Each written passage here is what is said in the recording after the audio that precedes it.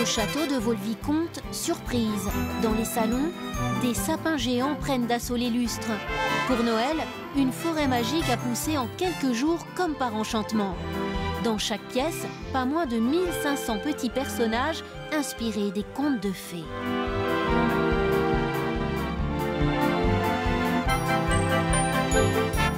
On a des biscuits roses de Reims, on a des pains d'épices, on a des petites souris, des champignons, des loups, des petits champignons avec des petits souris, des lunes.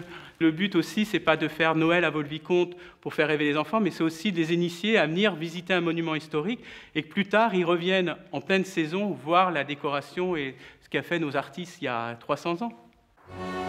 Vaux-le-Vicomte, un pur chef-d'œuvre du XVIIe siècle, illuminé comme jamais. Au moment des fêtes, le château se pare de centaines de sapins, de milliers de guirlandes. On a créé ça donc sous l'inspiration des châteaux anglais il y a à peu près 11 ans. Et maintenant, c'est devenu un moment très important de la saison avec près de 50 000 visiteurs qui viennent sur la période de Noël. Le prix de l'entrée permet de financer les décorations et les travaux de rénovation du château. Pendant les fêtes, ce chantier est ouvert au public. L'occasion de découvrir la beauté des 9 muses peintes par Lebrun.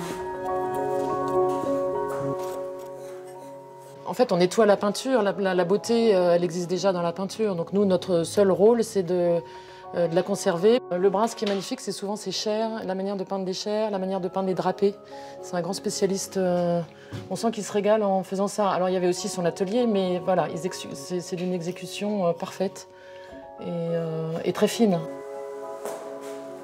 L'histoire de Vaux-le-Vicomte se joue aussi dans les cuisines. Je vous invite à remonter le temps. Imaginez, nous sommes le 17 août 1661. Ici, c'est l'effervescence. Le grand Vatel, le grand organisateur des festins, est au fourneau. Il s'apprête à servir un hôte de marque, le roi Louis XIV. Un repas, une fête et un domaine tellement fastueux qu'ils vont provoquer la jalousie de Louis XIV et la perte de Nicolas Fouquet, le bâtisseur de Vaux-le-Vicomte.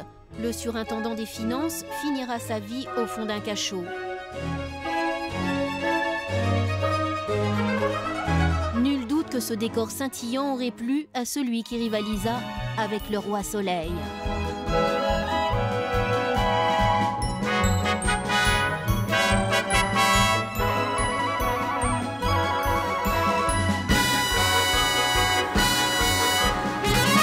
Une féerie à découvrir jusqu'au 31 décembre.